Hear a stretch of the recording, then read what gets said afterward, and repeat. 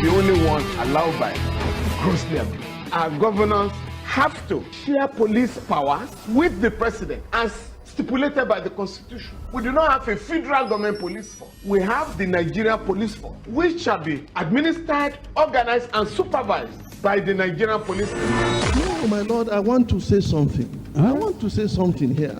Perhaps it might also enlarge the scope of people who should be invited here for examination. My lord, if we cannot find those who literally murdered Abiola, who are those people who could be said to be the beneficiaries of the death of Abiola? Rogers has linked you with some of the killings he did. He never did. He linked you with the attempted murder of Hebrew. He did not. My lord, the Matters Council is leading the evidence in our matters. Is this an adversary proceeding? It's not, my lord, but we can't be talking about cases which are in court, Is this an adversary proceeding? It's not, my lord. These cases are in court, my lord. I'm just reminding your lordship. My lord, sorry, my lord, I think I'll be in cross-examination. Legally Speaking, a program that deals with legal issues and questions we face as citizens of this amazing country, Nigeria. Legally Speaking. Join us every Friday from 5 p.m. to 6 p.m. for Legally Speaking.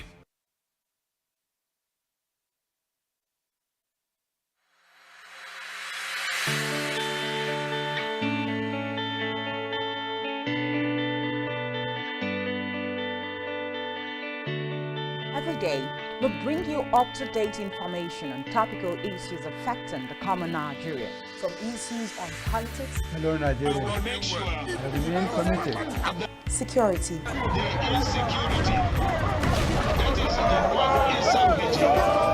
education, health, lifestyle, and so much more.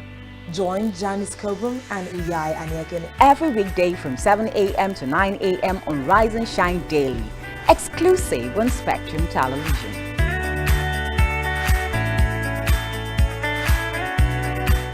One truth not often told is about the transformation that Africa has undergone in recent decades. Africa is shaping its own destiny and should be referred to as the African opportunity. On Spotlight Africa, we paint the African picture the African way, laced with truth, detail, and the color of the African continent. Join Uyai Anyekan every Tuesday and Thursdays at 4:30 p.m. Spotlight Africa, telling the African story.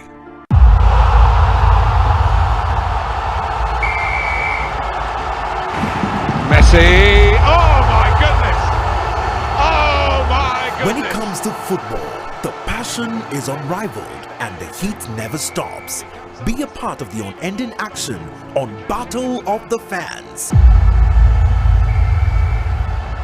With expert analysis, previews and reviews of the biggest games in the biggest leagues, as well as football fan banter that never goes out of style. To delay the progress of the league, because you're not capable. They have done their job. If to be honest, if you look at them, they have done their job.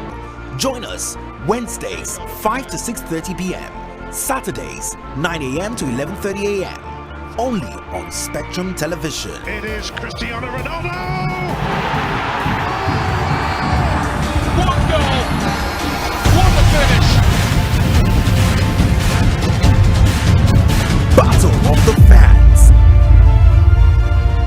Exclusive to Spectrum TV.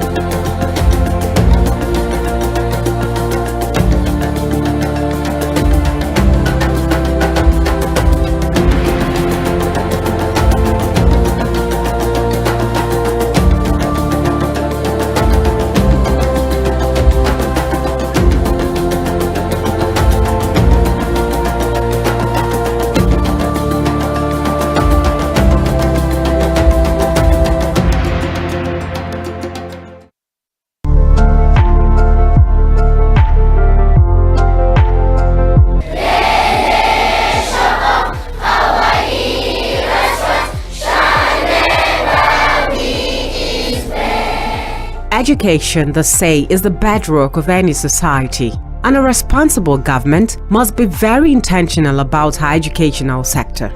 According to the United Nations Educational, Scientific and Cultural Organization UNESCO, the benchmark percentage funding for the education sector in national budgets should be between 15 to 20%. In Nigeria, we cannot say the government has been able to give 15 to 20% budgetary allocation to its educational sectors, as evidently seen in the deplorable learning facilities that cuts across government-owned primary, secondary and tertiary institutions, the in-season strike that has told our universities, and the poor welfare packages for teachers and lecturers alike.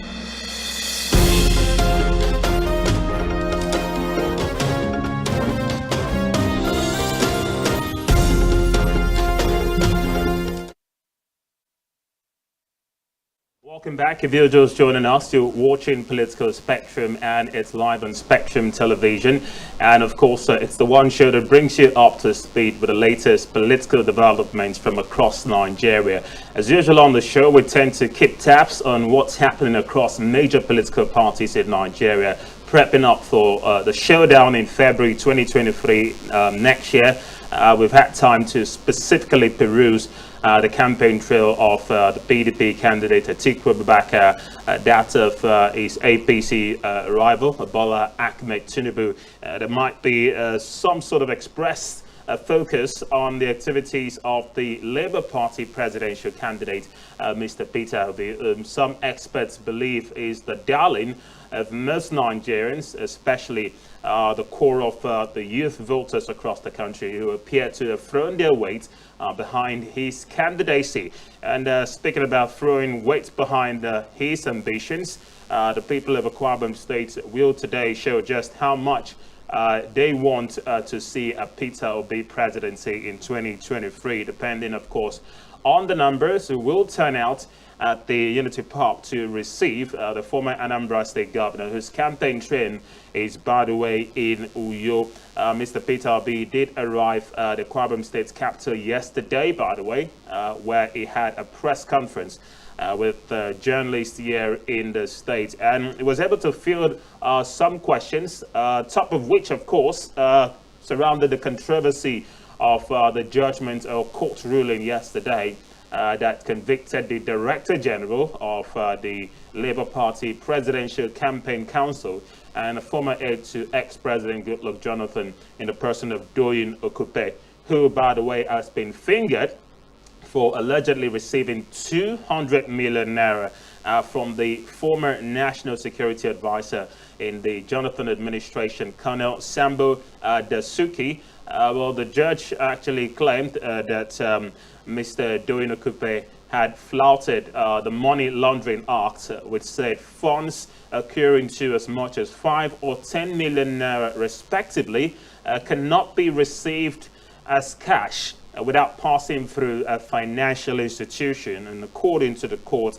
they have reasons and evidences to show that Mr. Okupe had received a set sum from the ex-NSA without going through a financial institution. Well, don't forget the story surrounding the travails of ex-NSA Sambo Dasuki, who was fingered in a $2.1 billion arms scandals, as he was said to have misused funds that were meant for the purchase of arms for the Nigerian army to combat with the dreaded Islam. In response to this question, Mr. Peter Obi, of course, confirmed that as of yesterday, he had only just received the news as well of the conviction of his DG, but he has said it will in no way demoralize his preparations and plans, of course, to become president next year. And the Labour Party too did issue a suitable replacement for Mr. Doyin Okupe, knowing what the nature of this conviction could do to their chances of having victory in next year's presidential post. But one certain thing that we've heard from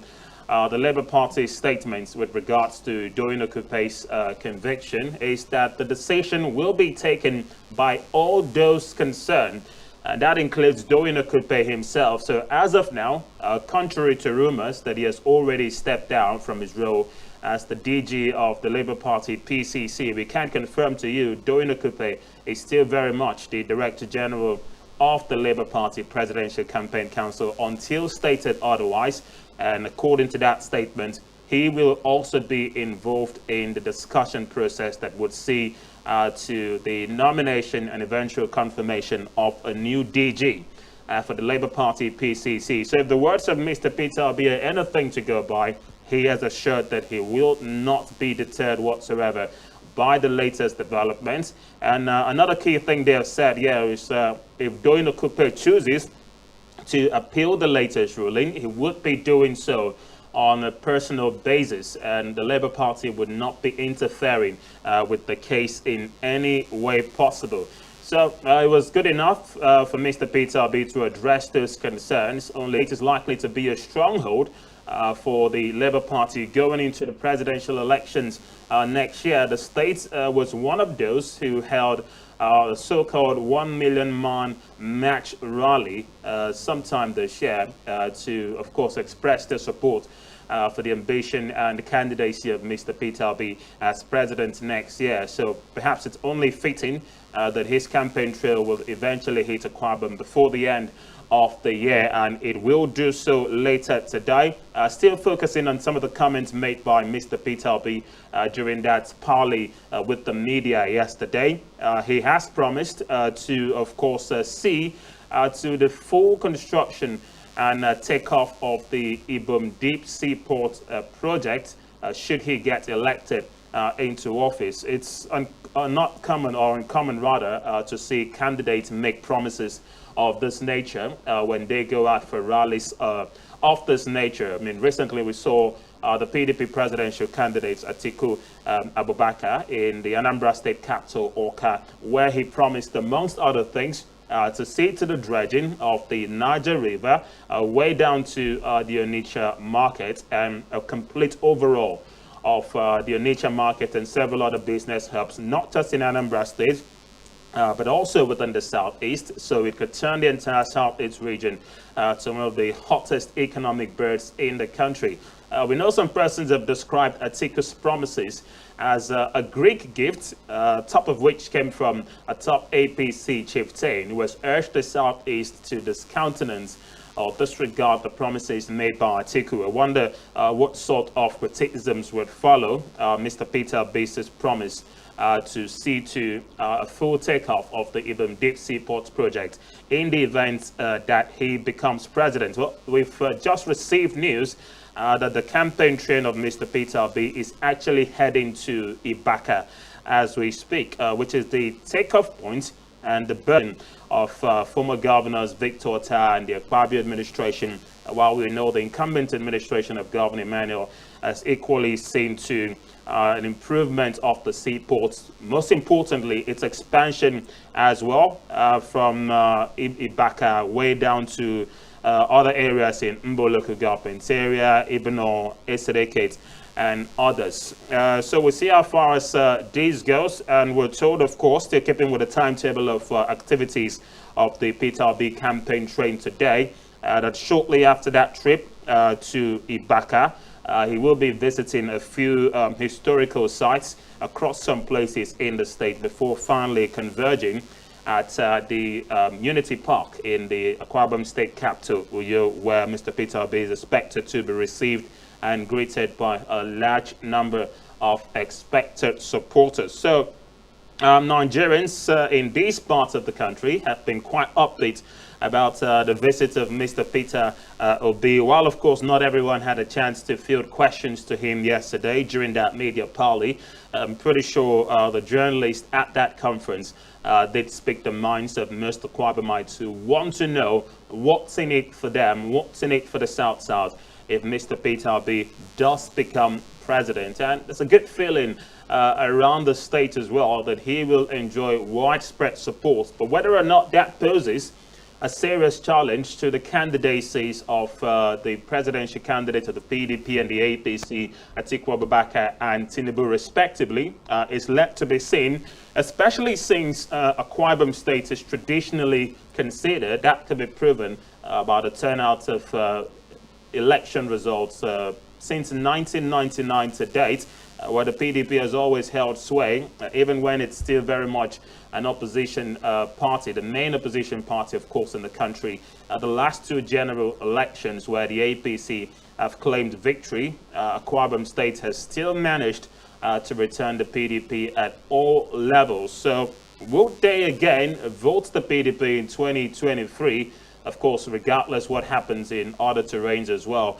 It's important to note that the Akwa Ibom State Governor needs to do him, of course, to ensure that the PDP has a sweeping victory in Akwa Ibom State, not just across the other elections, but chiefly the presidential elections. Of course, Atiku Abubakar, the presidential candidate of the PDP, did flag off his own presidential campaign trail here in Akwa Ibom State. So it speaks chiefly of how valued the votes in Akwa Ibom State are, as we've seen over the years. So the onus is on the respective candidates to improve on their campaigning and their respective wish lists for what they hope to do in the events that they are voted into office come next year. So while we may be talking more about the PDP and the Labour Party, let's not forget the APC too has had one keen eye on winning the Akwa Ibom State, as they have tried and attempted over the years. It's not been easy, but we'll see what they have in store for us as we build up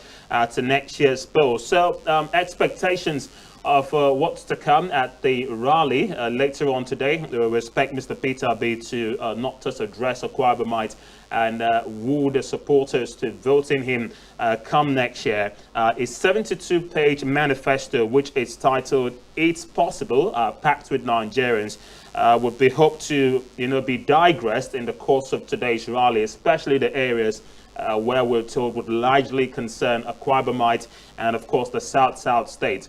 So it's left to be seen what most Akwa Ibomites would do, and non-Akwa Ibomites as well, who would be taking ample opportunity of Mr. Peter Obi's visit to the state to perhaps pose questions and also hear from him firsthand about the plans that he has for Nigerians going forward. Well, we've been trying to get in touch for first-hand information with those within the camp of the presidential candidate of the Labour Party, Mr. Peter Obi, to get first-hand feelers of what is happening in Ibaka. But the only information available to us at the moment is that his campaign team are actually in Ibaka at the moment, accessing areas around the deep sea port where the project eventually birthed. We cannot confirm if they will be visiting other local governments who are also included in the strait.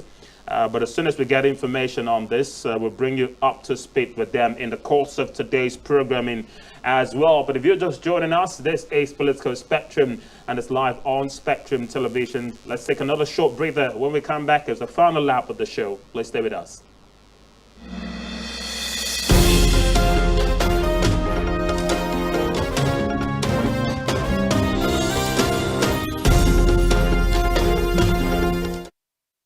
Nigerian police, which is the only one allowed by grossly abuse. Our governors have to share police powers with the president as stipulated by the Constitution. We do not have a federal government police force. We have the Nigerian police force, which shall be administered, organized, and supervised by the Nigerian police force. No, my lord, I want to say something. I want to say something here. Perhaps it might also enlarge the scope of people who should be invited here for examination. My lord, if we cannot find those who literally murdered Abiola, who are those people who could be said to be the beneficiaries of the death of Abiola? Rogers has linked you with some of the killings he did. He never did. He linked you with the attempted murder of Hebrew. He did not. My lord, the Matters Council is leading the evidence in our matters. Is this an adversary proceeding? It's not, my lord, but we can't be talking about cases which are in court. Is this an adversary proceeding? It's not, my lord. These cases are in court, my lord. I'm just reminding your lordship. My lord, sorry, my lord, I think I'll be in cross-examination. Legally Speaking. Every Friday from 5 p.m. to 6 p.m. For Legally Speaking.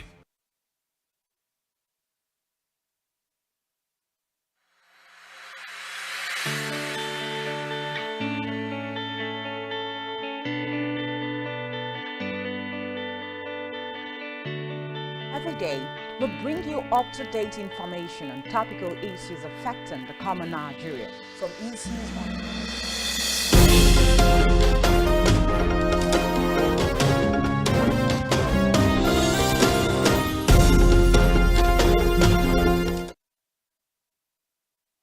Welcome back. If you're just joining us, you're watching Political Spectrum live on Spectrum Television with me, Raymond Eaton. And don't forget, you can always follow us via our social media platforms, and do also subscribe to our YouTube channel as well, all of which you can find on our website at spectrumtv.ng. Well, before we went on that short break, we were talking about the build-up to today's mega rally of the Labour Party, who here in Akwa Ibom State looking forward to welcome the presidential candidate of the party and arguably one of the most popular front runners for Aso Rock next year, Mr. Peter Obi, who we confirm to you is already in the state. Well, joining us live and over the line to give us quick feelers on the activities of the Labour Party presidential candidate, whom we are told is already in the state and has been going around some parts of the state as well.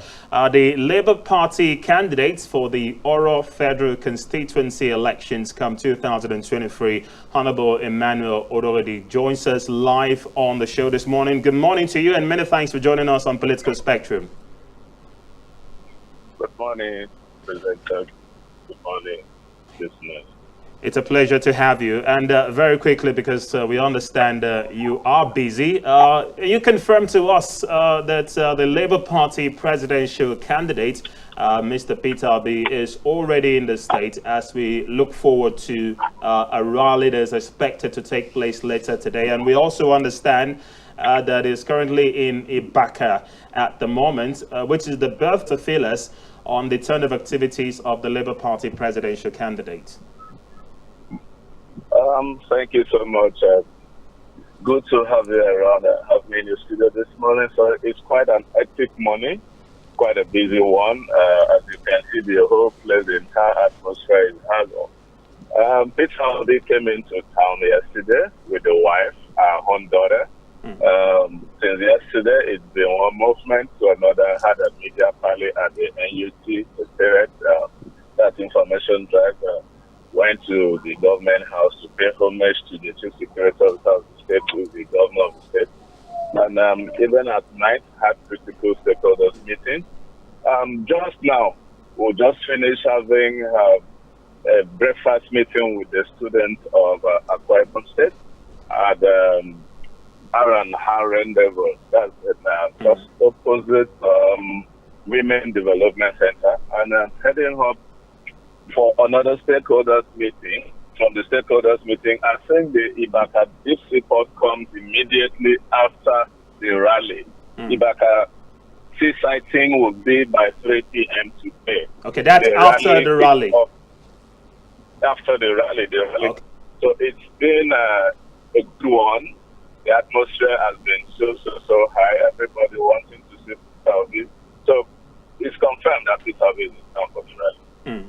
Well, an atmosphere that greeted, the news of Mr. Peter Obi's visits to the state seems to have spread like a wildfire. And it also comes on the back of the 1 million man march we saw being held by Akwa Ibomites here in the state to throw their support behind the candidacy of Mr. Peter Obi ahead of next year's election. It has led to many saying that it looks like Akwa Ibom State is already a given for the Labour Party. How confident are you about the chances of Labour Party, taking Akwa Ibom State as far as the 2023 presidential elections is concerned?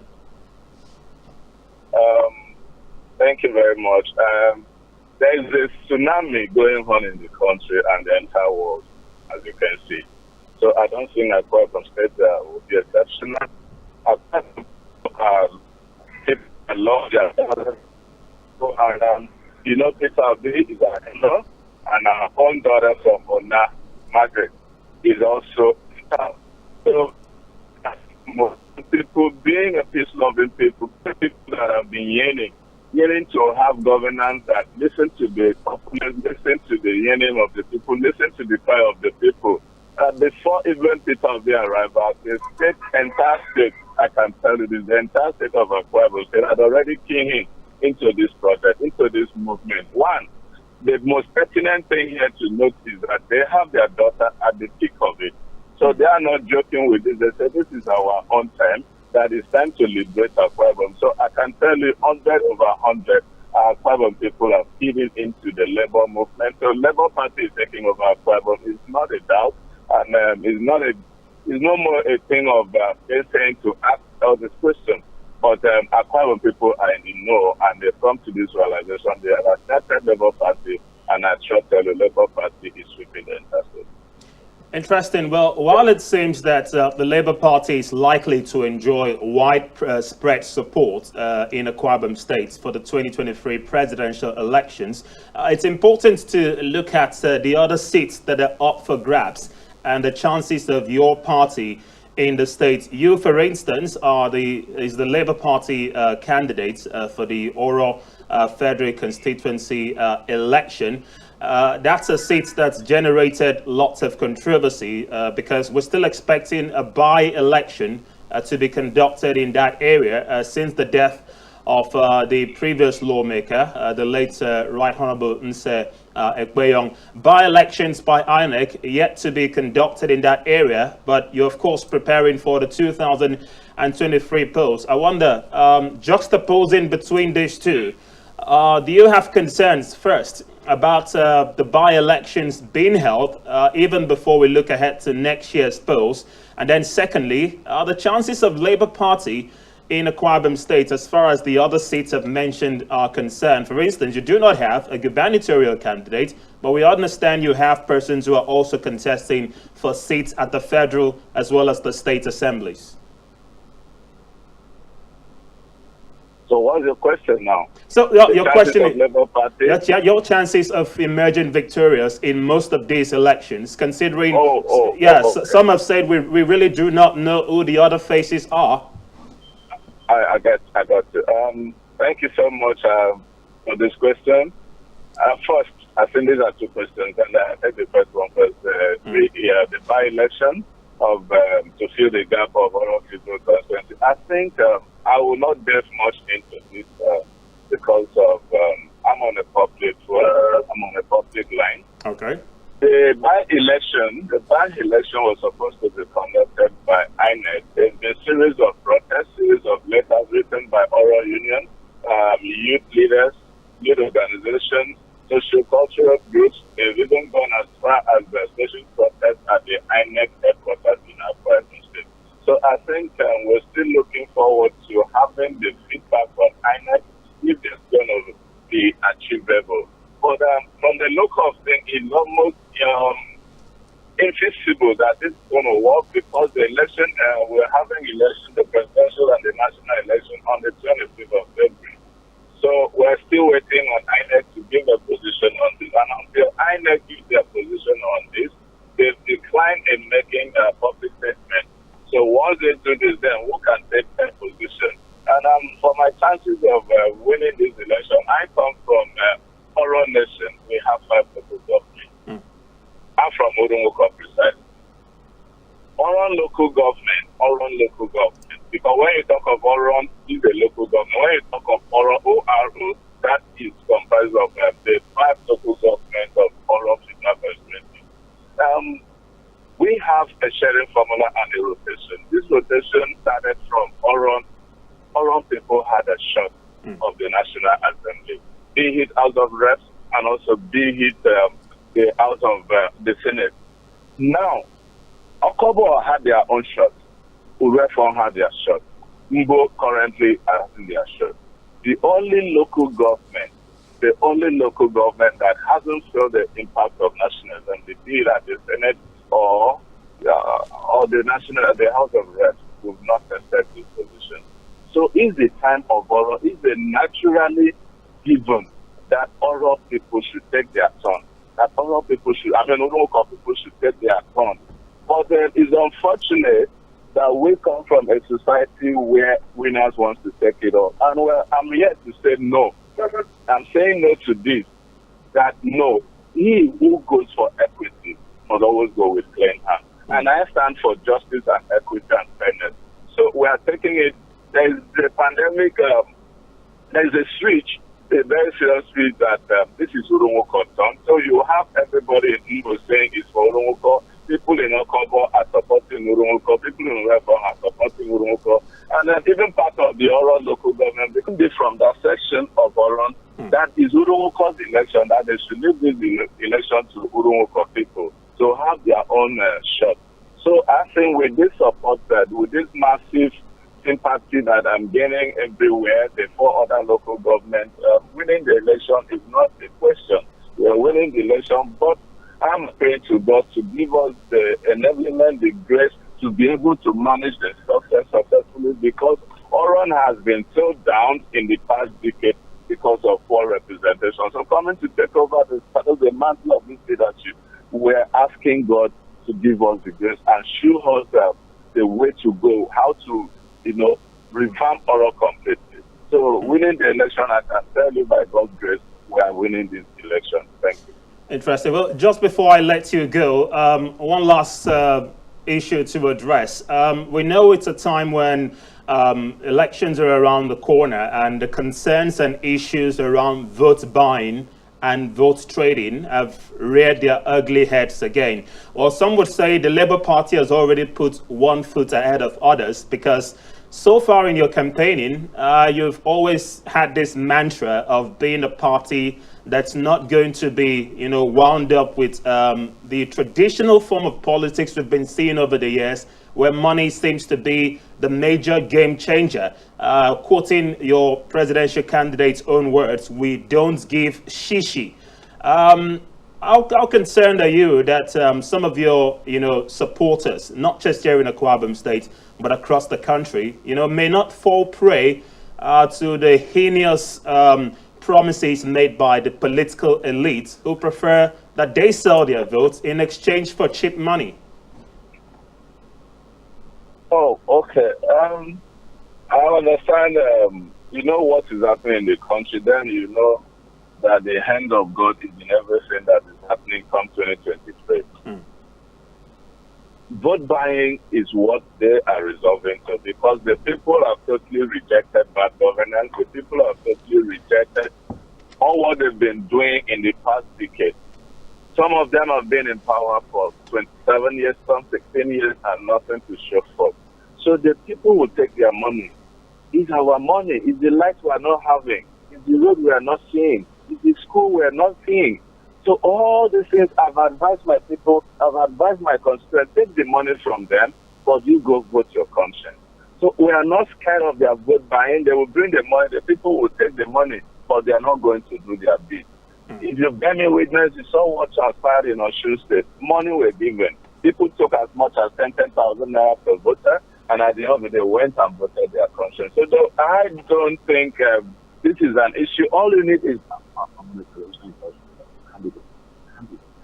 what is going to happen? What is going to happen is this: the people have taken a position that they will take their money, but they're going to vote their conscience. So all you need is acceptability, and once your people accept you, you go down to the grassroots, because this election will be won and lost at the unit level.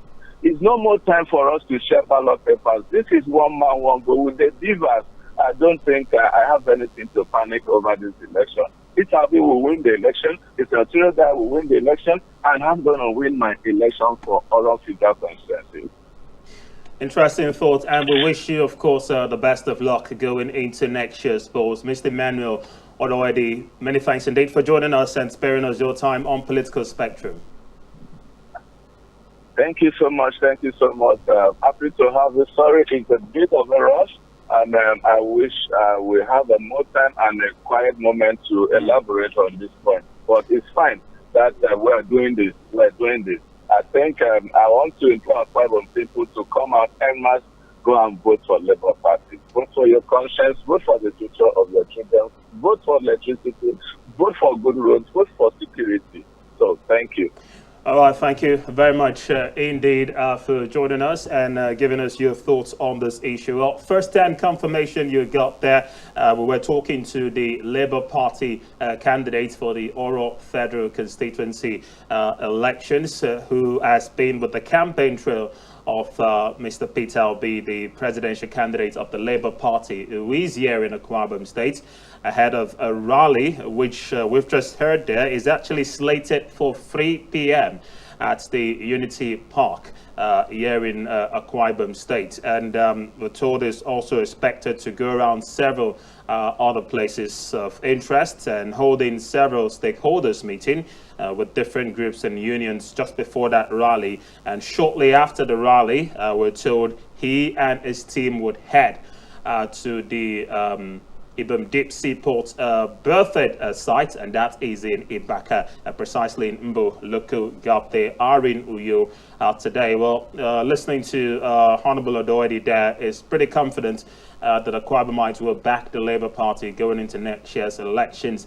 But of course, at a time when everyone is talking about presentation of great gifts by way of electoral promises from some candidates, regardless what elections or political offices they are vying for, Nigerians would have to take that message to heart about playing their cards close to their chest as far as whom they hope to pitch tents with in next year's election is concerned. But our more concern is on what happens at that rally today. And as I said earlier on, there were wide expectations that Mr. Peter Obi would of course give further clarification, especially on areas that concerns Akwa Ibom and some parts of the South when of course reading out its 72-page manifesto to the people later today. We hope to digress more on this when next we come your way for another edition of Political Spectrum. Many thanks indeed for joining us on today's show. It's been a pleasure. Join us again tomorrow for another edition of the program. Meanwhile, enjoy the rest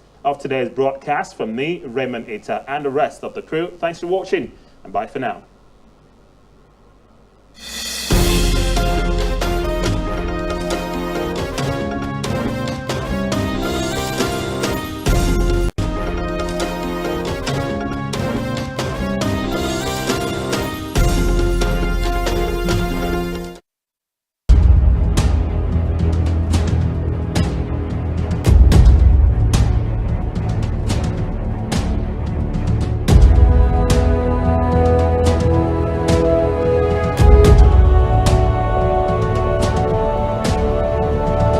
Spectrum TV, broadening your horizon.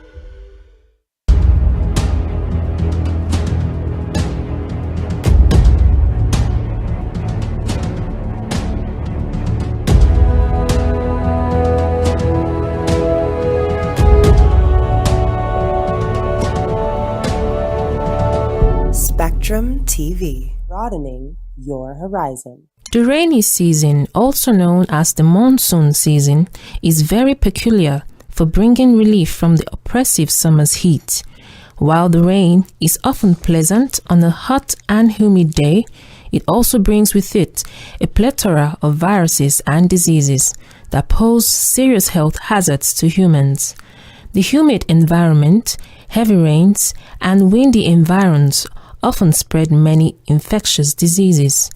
During the monsoon season, our body's immune system can be compromised, and this eventually leads to an increase in respiratory, water, and foodborne diseases. Coping with illnesses associated with the rainy season can be quite challenging, as this can hamper the efficiency of daily work and lifestyle.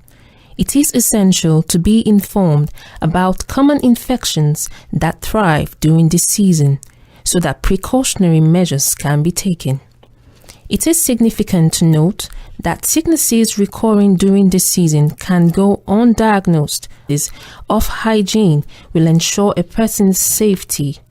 Resurfacing instances of common illnesses that emanate during the rainy season include malaria, dengue fever, cold, flu, influenza, typhoid, cholera, leptospirosis, jaundice, as well as other viral and stomach infections. Back here in Akwa Ibom State, medical practitioners have reiterated the importance of being aware of rampant diseases that are predominant during the rainy season.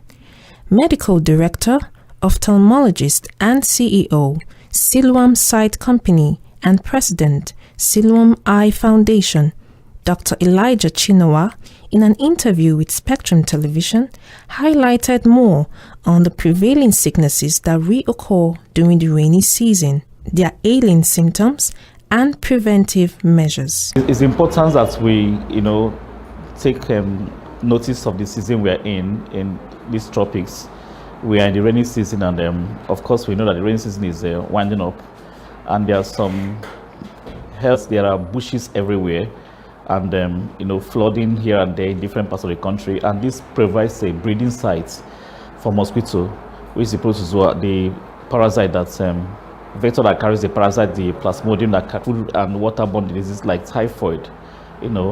So you see people coming down with these respiratory tract infections, flu and cold, because the weather is generally cold, and most kids, if they are not supervised, they sleep uncovered, they play with bare bodies, and this can expose them to cold, flu, this upper respiratory tract infection, which is early desirable for parents and the child.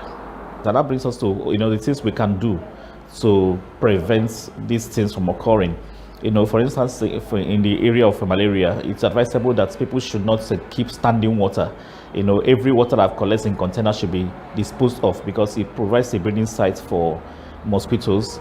And then bush paths should be cut as low as possible, if possible with herbicides, so to remove that breeding site. And with this natural disaster Nigeria is experiencing now of flooding everywhere, so that brings the government into it. The areas that have experienced flooding now should be earmarked for early intervention, so that waterways can be cleared. Which spreads via bites of the Aedes aegypti mosquitoes.